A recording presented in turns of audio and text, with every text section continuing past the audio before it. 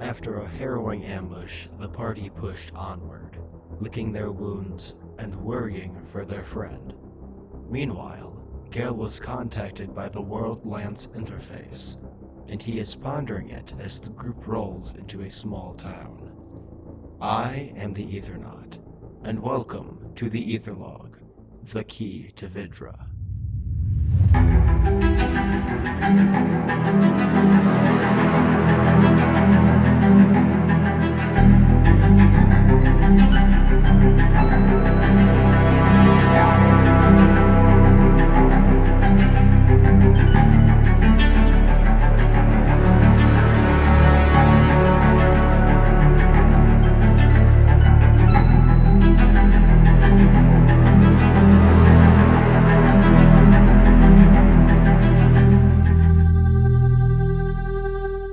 Welcome back to the Etherlog. My name is Sam Comerford. I'm your Ethernaut. And tonight we got some dragons for you and some dungeons. Actually, neither of those. I'll spoil it for you. We have neither Dungeons nor Dragons, but we are playing Dungeons and Dragons. And with me, as always, is 3/4 of our fantastic cast. Say hi, 3/4 of our fantastic cast. Hi, 3/4 of our fantastic cast. Hello. Yeah. So, last we left our, I'm not even going to say heroes, considering we last left off somebody executing our war criminals. somebody who was surrendering, which is a war crime. Geneva Conventions be damned, because they don't exist here. Where's Geneva? Where's Geneva? That's the fourth floating Where is city. she? Where is she? Where is she? Where are all the other drugs going? Rachel. Rachel. That probably peaked my audio. Anyways, we are in the tiny town of Grenberg, where we are moving into what seems to be an unsettling place, as everyone seems to be whispering behind your back, and things just seem off.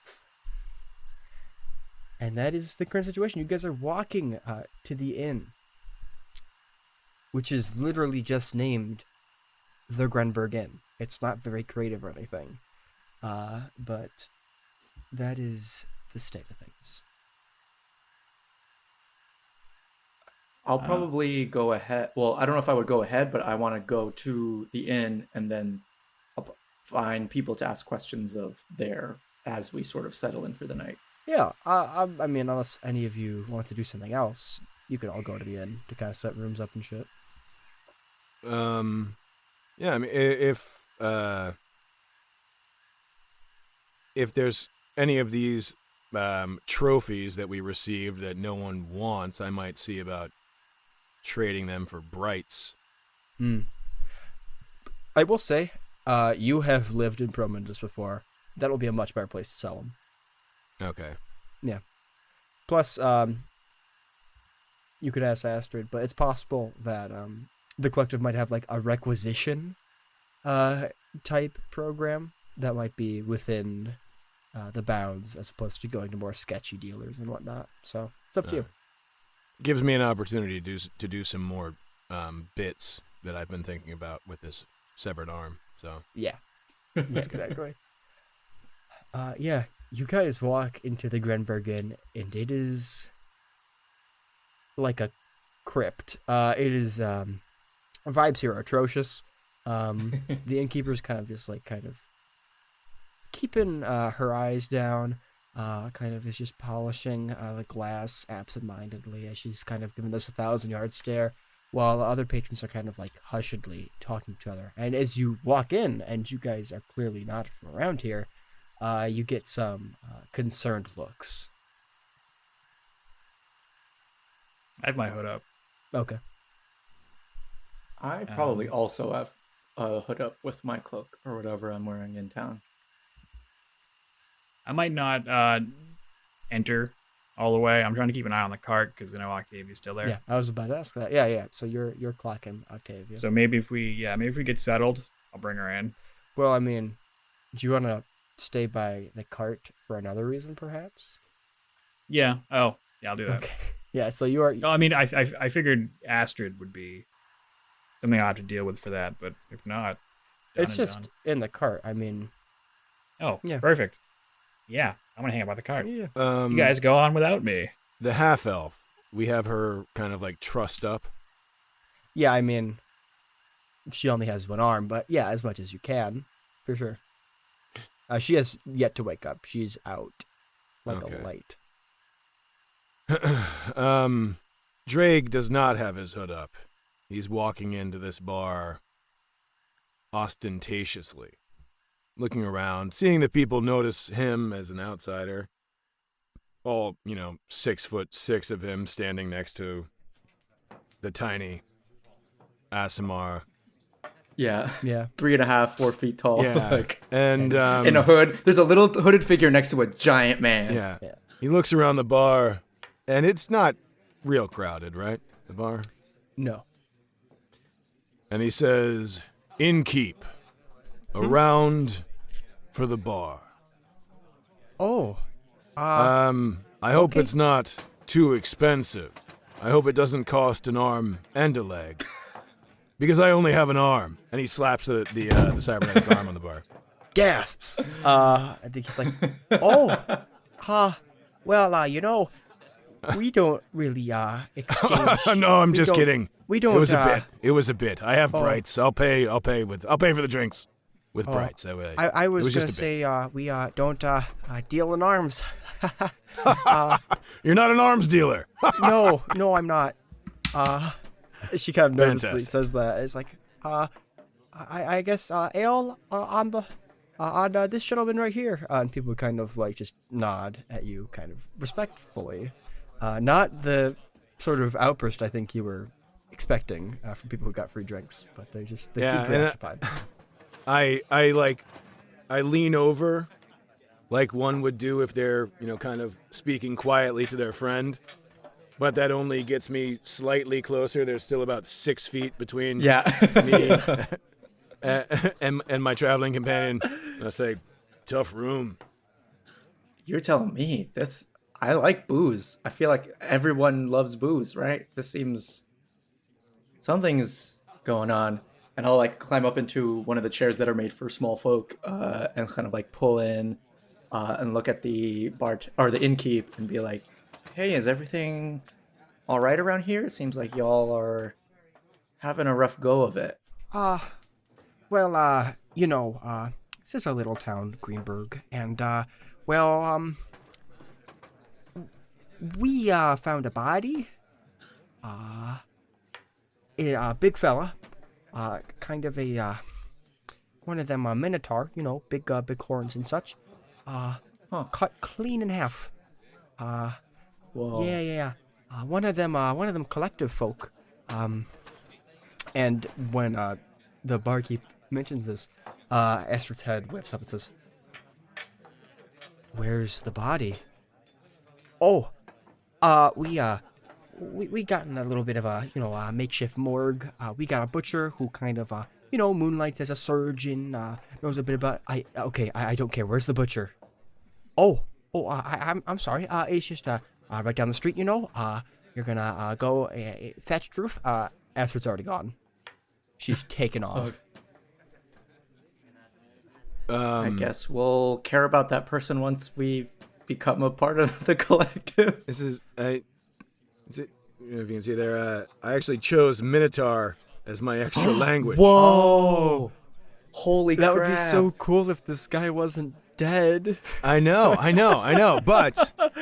But Drake raises his glass and looks around the bar and says, "Vish gorangaskalan torag." The people are like, yeah, A Minotaur here, toast. I raise my glass because I understand what's happening here. I have very good insight. I don't know what he said, but I know that this is the toast that's happening. So I kind of support and kind of try to get the crowd also to raise their glasses. Everyone said, kind of raises "Sharp their glasses. horns, strong hooves, can't lose." Damn. Take a D6 of inspiration. That's fucking. Well that's done. hardcore, man. It is Friday night right now. That's right. This innkeep says, "You suppose she knows him?" Yeah, it seems like I think they're coworkers, or I guess they were coworkers. Oh, is she one of them collective? Can I do insight on the innkeeper? Yeah. Because I'm always keeping an eye out. That's a 24. She just seems like an innkeeper. You know, you kind of got to be nosy to Yeah. be an innkeeper. Kind of get all Right, the rumors. right. She's clearly not malicious. She's just Yeah. this very kind of homely woman who's just like trying to get the vibes, trying to get the lay of the town. Yeah. I'll say something like that. I think it's really, not my business to tell, so I don't want to spread any misinformation. Oh, We were looking to get a room tonight, or a couple rooms, I guess. I don't know how. We've been sleeping on a cart for a few days. oh, I know how that goes. It says, real hard on the back, don't you know? And she kind of Oh, yeah. starts flipping through different keys and whatnot. How do 3 rooms work for you? Yeah, what's that gonna run us? Well, if you're doing a tab of 3 rooms and drinks for the entire establishment, I'm thinking maybe, She kind of like has a little abacus. She kind of slides little beads. It's gonna be not 10 brights. Okay, I think we could. Astrid could probably swing that. We're putting this all on the collectives tab, I think, because I don't have a lot of money. Did you say that out loud? Yeah. Oh, so she's collective. I say, let me check my stabacus. And I pull out my sword, and I start pressing little points on it, and I'm like, beep, boop, beep, boop, beep, boop. Oh. I see 8 brights. I'm just kidding. I'm just messing with you. I'm just, I saw it. 10 brights is fine. 10 brights is fine. Oh. And I pull out 10 brights, and I say, and one for you, for that, for that arms dealer crack. That was good. Oh. I appreciate that. Why, thank you. Yeah, a bright is a lot of money. So she's very appreciative as you slide these pieces of solar quartz over to her, and she kind of puts them away and gives you 3 kind of keys. I'm gonna move to Gale. Gale, literally about like 5 minutes, not even. You see Astrid book it down the street towards this house and basically just kick the door down. Okay. Is this elf conscious? Oh, no. She's on the cart. She's in the cart. You have her restrained, so it's not like she can do much. Oh, that's probably a good thing, because I'm sure in the dark, Gale's pretty terrifying. Like, his dark vision's going to kick on, so his eyes are going to turn white. His tongue's just going to kind of like, and just, yeah, I'm going to poke around to that bag of holding. See if I can find my world spear. You find the world spear. I mean, it's a bag of holding, so you get what you want from it.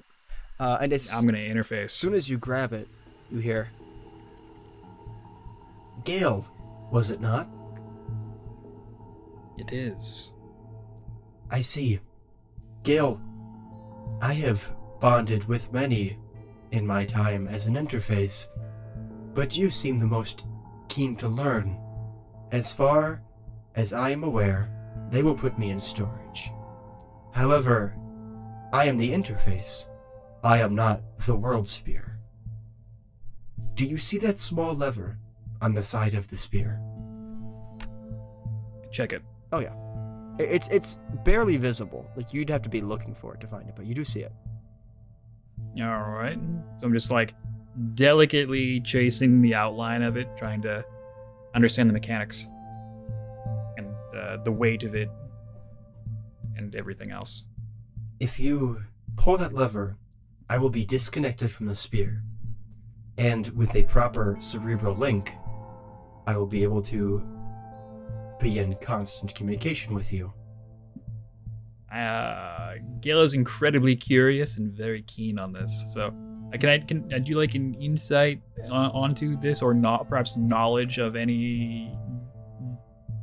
Have I ever heard of An interface? something like this going wrong? That would be for a tech kind of deal like that. I would make it either Arcana or History, but if you're trying to catch the vibe of this thing, it'd be Insight. Okay. Well, let's start with Insight. Just, Okay. I'm sure it's being straight, but yeah, why not? Total of my Insight is 19. I mean, this thing seems to want out. And it seems to have taken an interest in you, specifically. Yeah. Let's see if I can recall anything about it. Nat 20 plus 5. 25. Hot diggity. Doggy. You, as a member of the Wyvern Scribes, have done extensive research into weapons.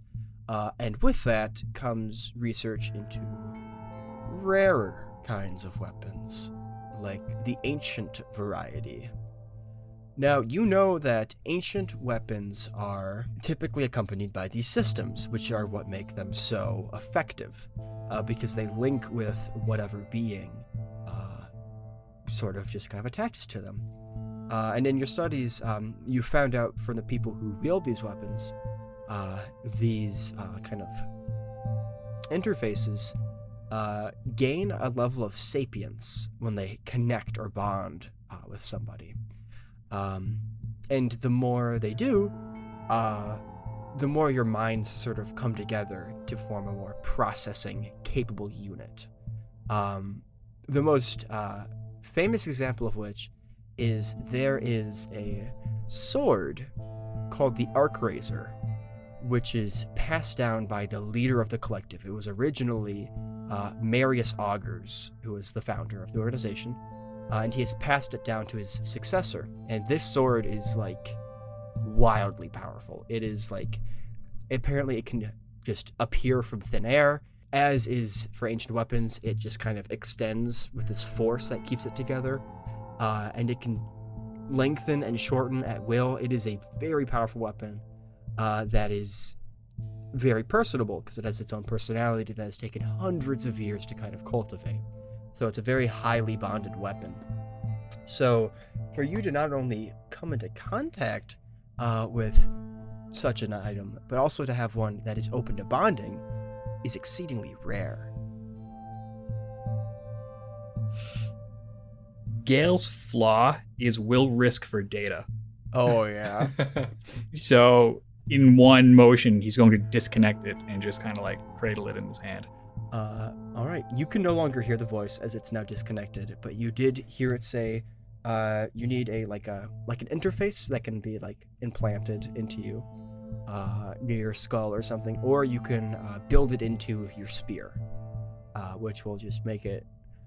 Obviously, it's not an ancient weapon because it's just your spear, but you'll be able to kind of link with it a little bit if you have the right kind of key weaving technology.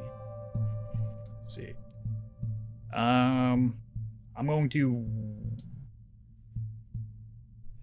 Well, I do find the full interface very intriguing, but if all I can do more immediately is the spear, I can't do that myself, though, right? You would Just not. a regular stick with a point. Yeah, this is a little beyond you. Sure. But yeah, I mean, you know that there would be people who would know to do that kind of stuff in Promundus. All right. In that case, yes, I'm going to pocket the interface and cinch up the bag of holding and double check our two people here, throw a blanket over them, and then chase after Astrid. Okay. We're going to switch back to our tall and short friend at the bar. What are you folks doing? You guys getting get your booze on? Because it's been like 5 days since you've had any, or what's the deal there? I think, yeah, Drake is probably drinking at on the other side of reasonable pace. And you know, trying to engage the locals whenever the opportunity presents itself. Yeah. Unfortunately, you don't have the singing party member with you who typically makes these things much easier. But yeah, you how many drinks how many drinks of what variety would you say you've knocked back? I think Drake is, playing it cautious since that incident in the bar before with the, what was it called?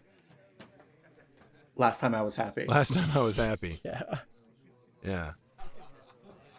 Drake's thinking about the last time he blacked out, which was pretty so he's keeping it to the equivalent of like, Natty Light. Yeah. And but trying to be sociable. Sure. Yeah. Give me a Constitution save. That is a Constitution save.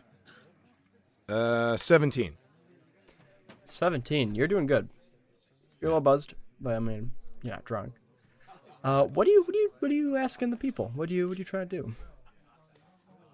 I think it's one of those things where he's kind of like maintaining a conversation with the with the innkeep, and then like whenever people come up to order more drinks or whatever, he's kind of, trying to engage people. Like if he says something and somebody laughs, he's like, right? Oh man, it's crazy. I'm Dashi's probably also doing a similar thing. So if we're in like earshot of each other, I'm probably I do have pretty decent charisma actually. So I would probably understand what Drake's trying to do because we're basically looking for information. People are closed up, so I'm sort of like comboing off of Drake if we're within earshot of each other. Sure. I'm assuming this is a dual purpose of ingratiating yourselves with these people, but also trying to get information in a more general aspect. Yeah. Mm-hmm. Okay. Roll me persuasion checks. Cool. I can do that. Persuasion. Oh. I got a 14. 14. Okay. 16. Okay. Very cool. So, Dashi, you're talking to like this, what looks to be like a set of triplet halflings. And they're, you're kind of shooting the shit, whatnot. They seem to kind of warm up to you pretty quickly, as opposed to Drake, who is utterly fucking massive and incredibly intimidating. But yeah, they're talking to you. They're talking to you about their trip to Rillian. They made a little pilgrimage there as a family last year, and they're very excited about that. 'Cause like, yeah, getting up to the big city, that's something different, Like, I mean, rarely, whatever crosses over. And I mean, this is a few years ago, granted, but I mean, hey, you gotta take an opportunity to go up there and, check out all the temples and whatnot. Oh, absolutely. Yeah, I've spent some time on Rillian. What y'all get up to? Oh, well, I think Brad could probably explain it best. Yeah, so really, it was a lot of more sightseeing. We're not typically the religious type, but Right.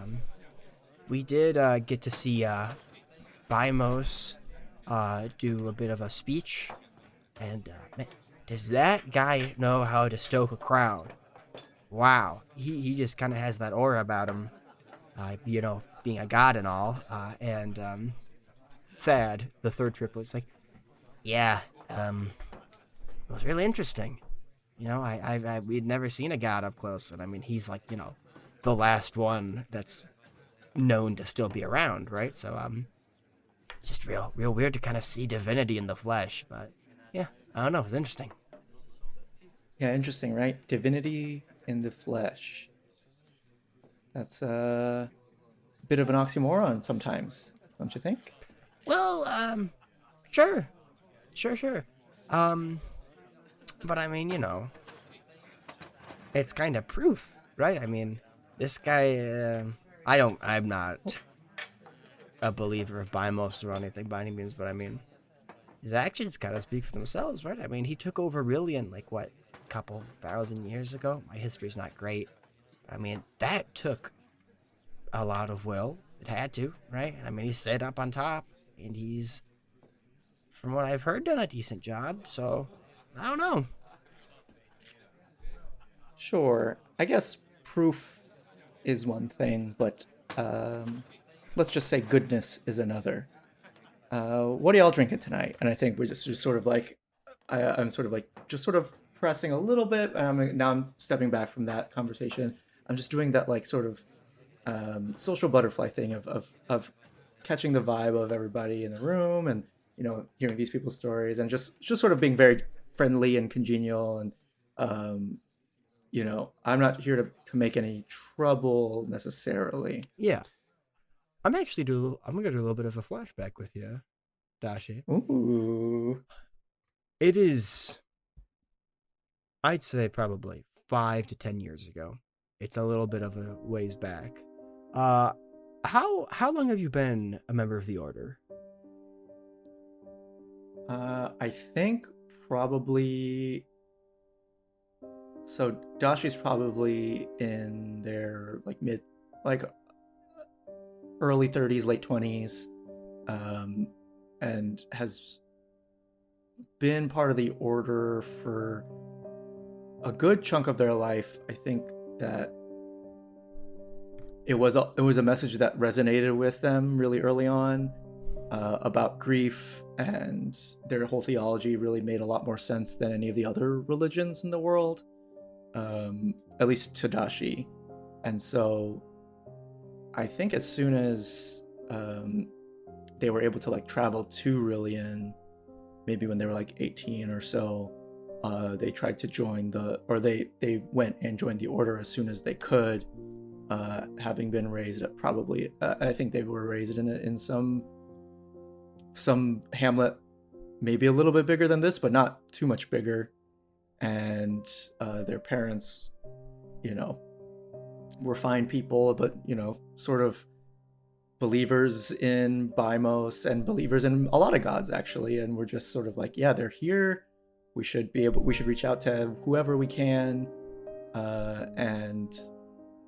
but that never really jived with Dashi because of like all the suffering and the news of terrible things happening in the world, violence and all these things that the gods kind of let happen. Mm-hmm. And so with the grief domain theology of grief being even greater than the gods, because the gods, having desires, also experience grief, and they cannot destroy grief. They must simply feel it, or let it fester. And that's sort of like one of the main theologies of the grief cleric order. And so I think that's what drew them there. And so I would say Dashi's been part of the Order for 12 years about. Gotcha. So this is probably about 7 years ago then. You've been a part of the Order for a while. And you've seen Bimos before. You've seen him make various addresses and whatnot to the people of his city. But you've never met him until now. You were walking on the streets of Rillian, trying to get some ingredients for the last time I was happy. Because, I mean, you weren't super high ranking at this point, so, I mean, you were kind of the errand person, as it were. Yeah. And you remember hearing this, like, clanking noise, this rhythmic clanking. As you turn a corner, you see this almost phalanx around this very tall, probably 8 to 10 feet tall person, which is Bimos. And as you are kind of looking at him, he catches your eye, and though he looks like he could be in his 30s, maybe his 50s, very big range, but his eyes, you remember looking in those eyes, and they speak of not only time, but of immense weight. There's something that draws you into them, as if there's this just gravity to them. And while you may not believe that the gods are the end-all be-all of all omnipotence and whatnot, they are most certainly very powerful. And you remember Bimos only ever said one single thing to you. Move. As his people simply walked past you in the street. Drake, you are talking to some folk as well. Yeah. You have managed to get a centaur who has his own very special seat that has clearly been made for him. Very, very tipsy. And he's like, it's just weird because they just dragged this bloody half bloke into town, and it's like, where did they get him? Right? Like just on the outskirts? It's mental. It's mad. I don't even know what's going on, and it's just like, what could do that to a man? You know? It's crazy. I don't want to be cut in half, you know? Because like if someone cut me in half, they'd be like, is that a horse? Is that just a man? No, my bloody centaur, mate. It's kind of silly. How would someone even cut you in half? Where is the half? Is it halfway through? Is it where your human part meets your horse part? Is it Yeah, it's pretty by clear, kind weight of, halfway through? I don't know. No, It's it'd be very like weird. well, if for purposes of the joke, it'd be right below my navel. Yeah. Must be weird having your junk so close to your navel. Like mine's all the way at the back, but like Yeah, I don't know. yeah. It's It's just it's strange. Did you did you meet the Minotaur in question? Oh, well, met as in like, I saw his corpse, you know, and he's like, oh. Well, one thing's a bit curious. He clearly didn't bleed, you know. Look, he's like he got instantly cauterized or some shit, you know. It's kind of a bit freaky. Like, what could be out in those woods that just cauterizes people in half? You know, it's a bit scary. He takes another massive swig of his drink. Yeah. You need a feed bag or something for your drink there? Hmm? Oh, no, nothing. And I take the drinks that I had ordered previously and I hand one to Dashi. And as I'm leaning over, I say, what does it say about the strength of your faith if you need the proof of a god incarnate? Think about that. What? I'm going to go talk to this horse guy some more. Oh, he's coming back. This is wonderful. Drake, Yeah. you're so excellent. Yeah. Oh, no. Hold on. I'm going to go outside real quick. Catch some up. He throws up all over the table. Oh, no. You know, perks of being a horse. You can hold your liquor, but not too much liquor. And at the bar, it's like, David, you know you can't hold your liquor for shit. Oh, gee. This sucks. And the barkeep kind of gets up and starts to clean out the bar. You better go home. You better go home. You're not supposed to be in here anymore. It's like, all right, Mom. No need to be so prissy about it. And he kind of collapses out of the bar. Mom? Oh, that was a bit. That was like he was mocking. Oh, her. gotcha. Yes, he's half human, half horse. I don't know how centaurs work in this world. Say, he was surprisingly unstable. Boo. Good one. Because he's part horse. Yeah. I gotcha. That's good. It's You should have told him to hoof it back home. Yeah. It's I find it impressive you just come up with these kind of things in a jiffy, you know. I fist bump Dashi for that one. That was good. That Big was gauntlet fist bump. good. Yeah. As our Laurel and Hardy-esque figures are in the bar, we switch to Gale. Gale, you swiftly fall behind Astrid, who is looking at the bisected corpse of a massive minotaur. As was previously described, not to you, but to our friends in the bar, the cut is clean, and it is cauterized. And Astrid looks terrified. Yeah. What's the lighting situation here? Is it just like full lit It's up, lit. or It's lit up. is it just us too? It's just you two. Or is Yeah, the that- butcher is clearly Okay. somewhere else. So I'm going to intentionally make like just enough noise to announce my presence as I come through the doorway. She turns to look at you, and there's no blood in her face. She just looks. She's like, "Oh, Gale, you scared me a bit. Astrid, What? you all right? No. This was he was a dear friend. I'm so sorry. Yeah, he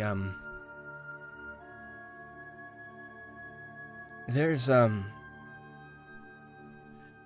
been reports lately of a thing that has been fuck it, I suppose you have a right to know. There's been reports of something that's been exclusively dispatching collective members. It is supposedly some sort of humanoid, and it wields some horrifying power. Apparently our magics don't really work very well against it. I don't know why that is, but it doesn't ever make noise. It doesn't speak. It doesn't have a mouth. It just, all it does is just, it kills people. We remember the one survivor said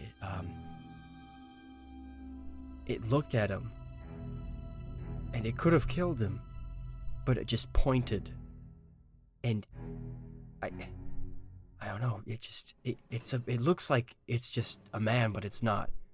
It's not. It's something else. We've taken to calling it wordless. Wordless? Yeah, but shit, he's gotten real close to the city. Whatever it is. Well, this is awful. Well, if you decide you want to, at any point, mount up and hunt this creature down, I would like to help you. If you'd like to run from it, then I will help protect you. Listen, from what I hear, you don't find it. It finds you. Listen, my friend here, Alpheus, was a part of a 5-member team. The fact that they didn't find anyone else is worrying. Well, we'd better report this back to the collective, I suppose. Yeah, yeah. That's a good idea. Do you want to, perhaps I can help you with the report here, and then get some rest, and we'll be on our way. Yeah, that sounds good. Thank you, Gale. Yes, we have to keep grounded. We cannot lose our heads to panic. She breathes in deeply, kind of claps you on the shoulder, and says, "I'll go get some writing tools." And I happen to have some, if you need. oh, yeah, that'll work just fine. And Gale just kind of opens a small like pack that he keeps on his side, and it's just a bunch of notebooks and pens. All of his calligraphy set. Oh yeah. She says, I do have to write down, but I will say, you have some pretty nice handwriting. I think that you would fit in very well with our scribe branch. But I feel like that's not for you. Yes, well, I have been teased for some girly handwriting, but yes, it's very, very, very, very. I quite enjoy it. Hey, I mean, if it's girly to have good handwriting, I'll take it as a compliment. And she starts writing, and her handwriting is awful. Her handwriting is chicken scratch. Gale slightly recoils, but all right. He recoils. Yep. God, this is the puncast. Jesus, people. No. As you guys sort of take down some notes on this. He's gonna do the sketching, just like all of that.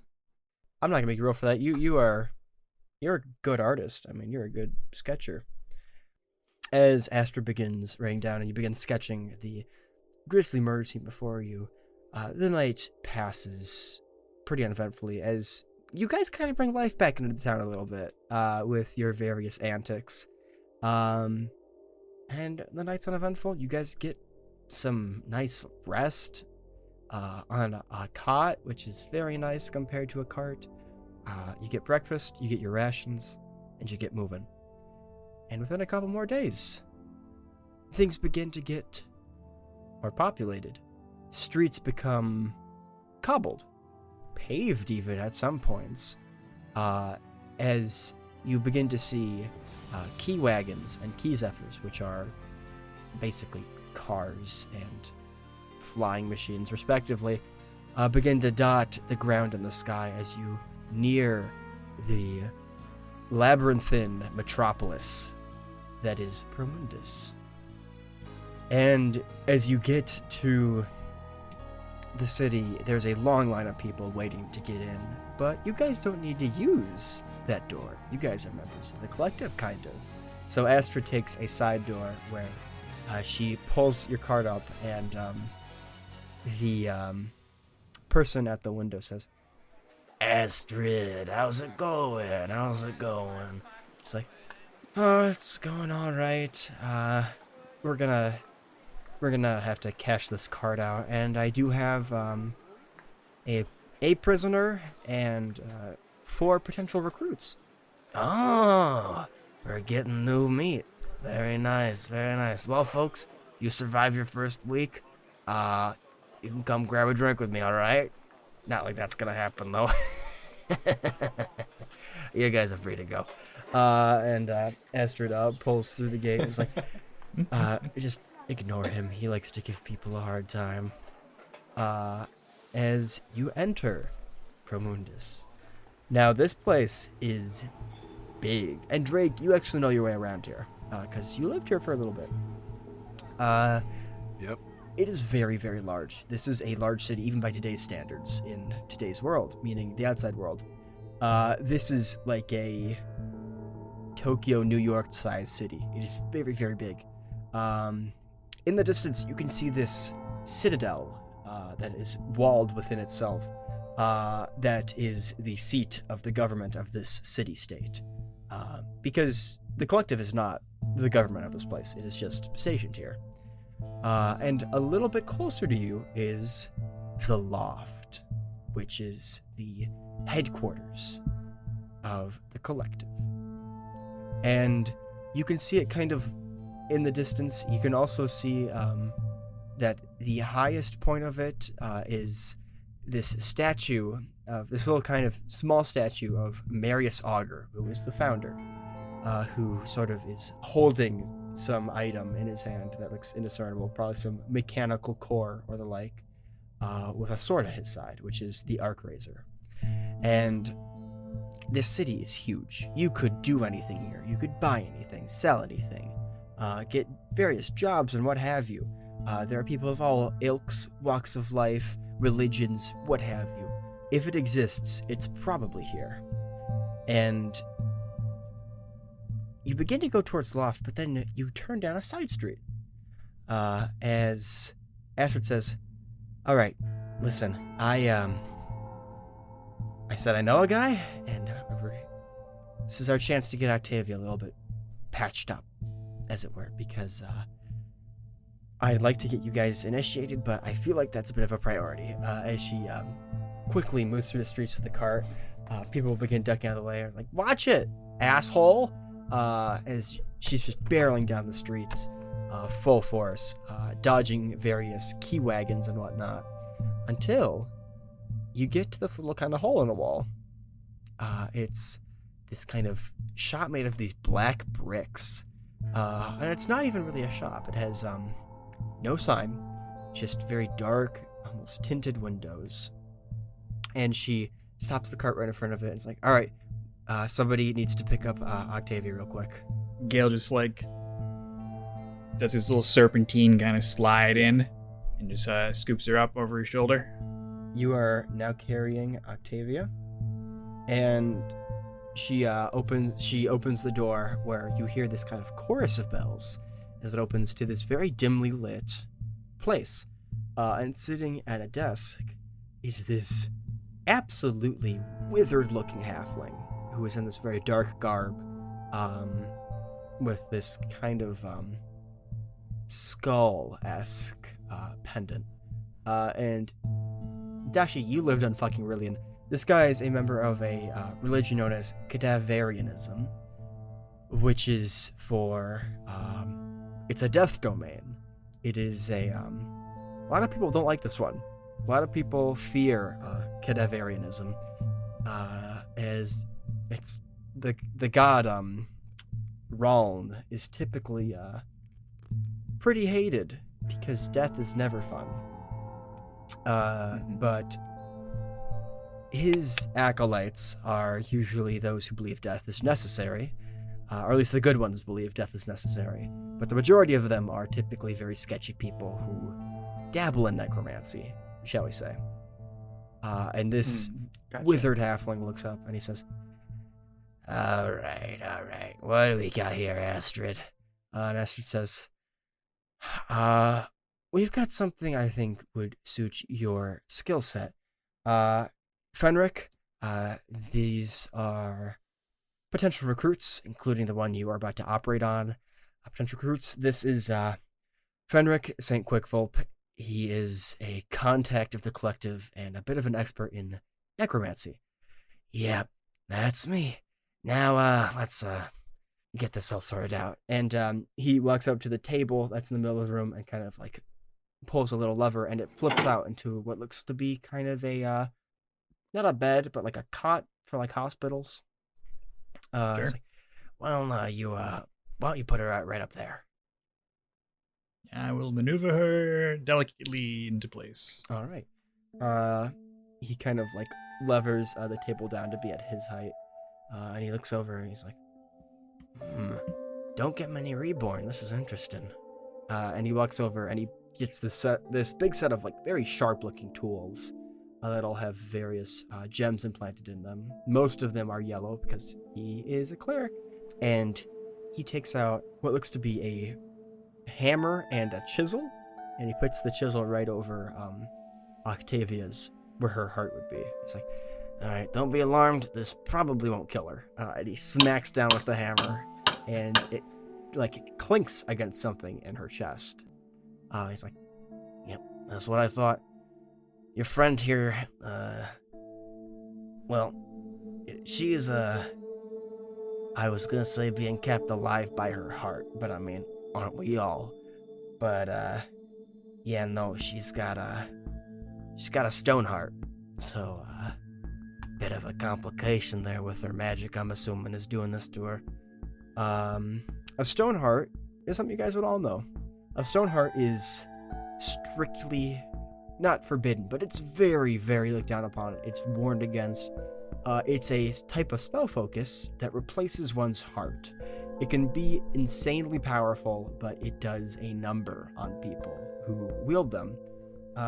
Typically, it's found in the Cult of Zerl. They are the main uses of it.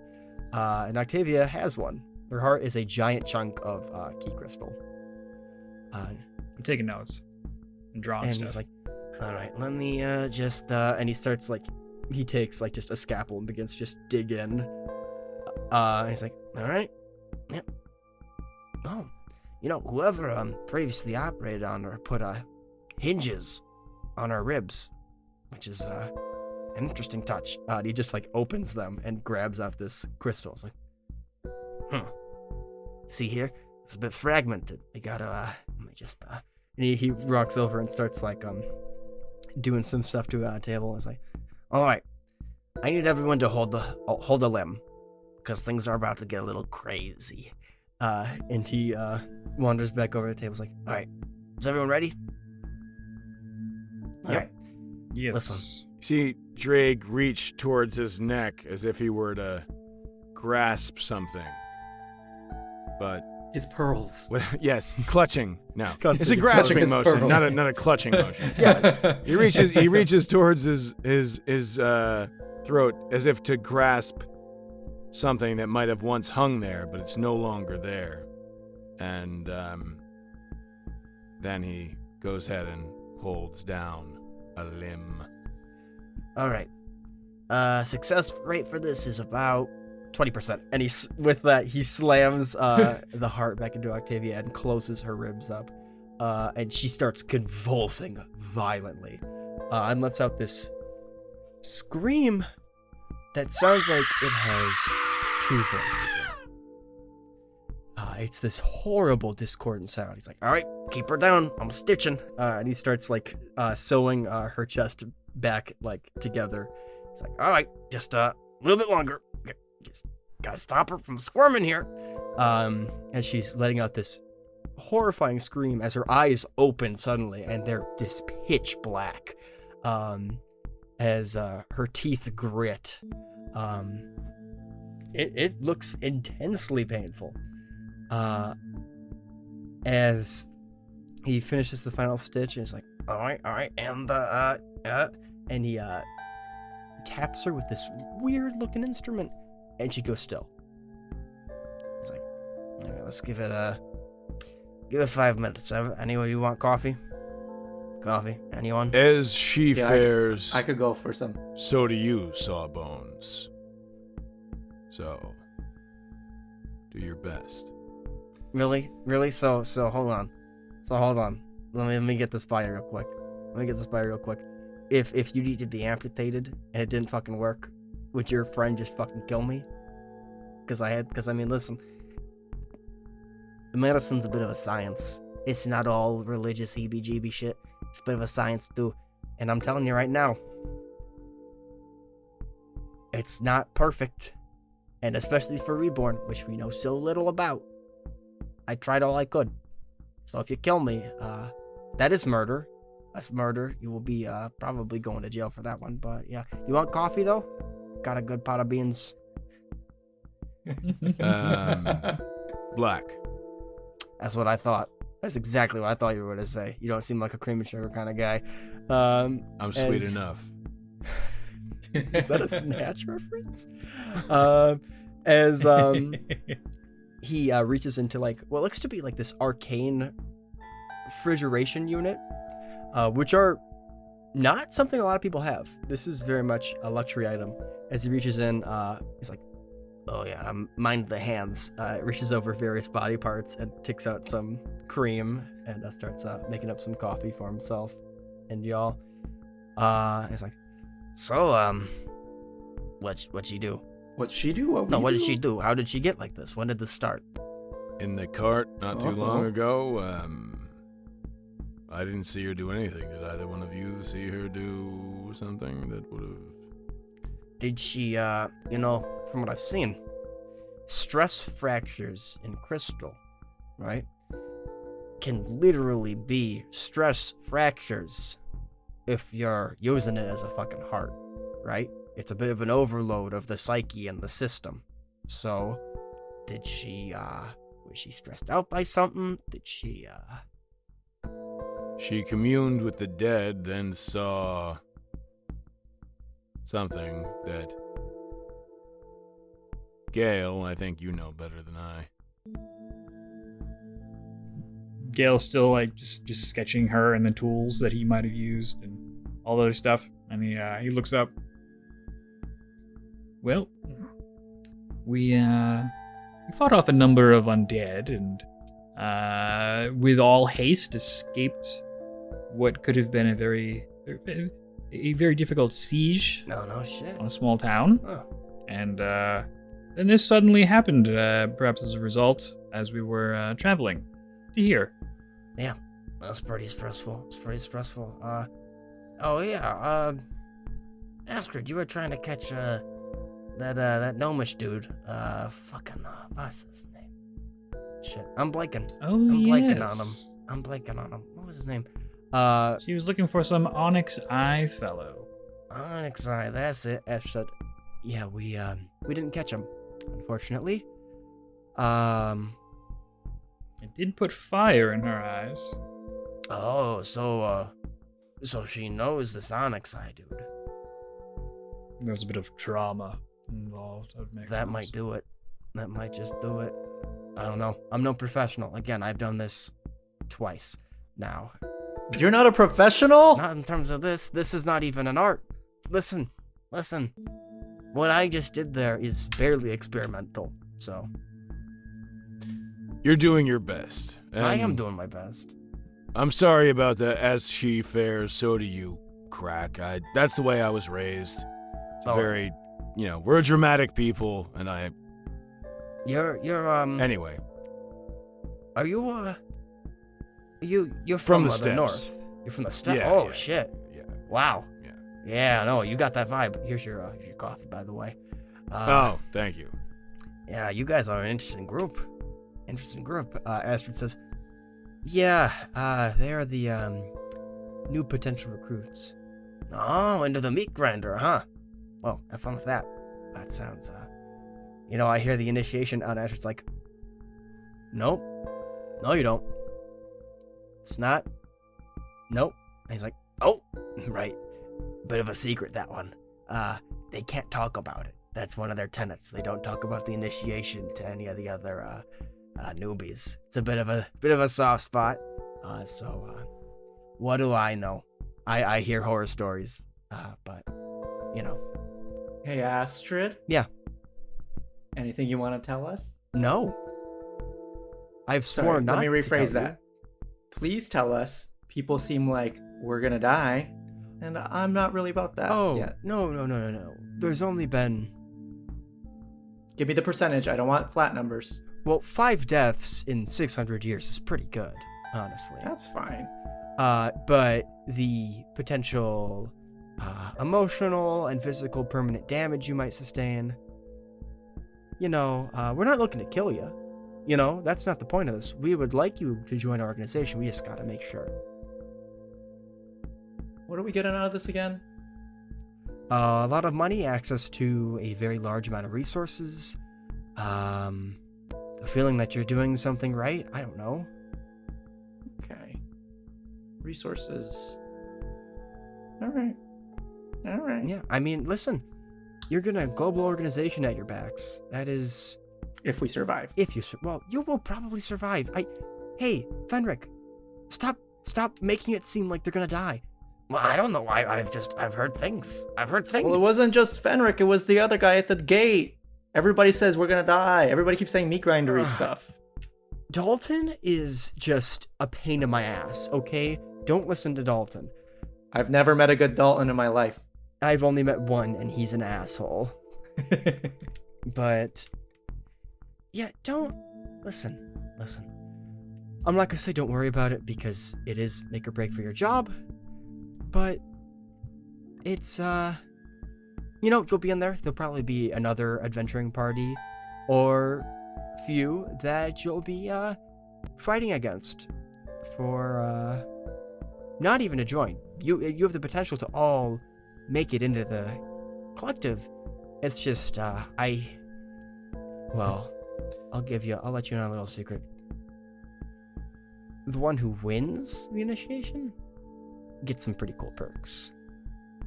She kind of twirls her pistols and puts them in her pocket. Honestly, probably surviving is pretty good odds. That's Yeah. much better than a lot of things that I've been through in my life, so. Speaking of surviving, hey Fenric, is she dead? Oh fuck, I totally forgot. And he walks over and grabs what looks to be like this almost like a little head grabber thing, like a little pincher, and he kind of dials it into kind of grab her head. He's like, all right, this might kill her. And he flicks a little switch, and her eyes come back, her pupils come back. Her eyes are no longer black as she breathes in deeply and returns to the land of the living.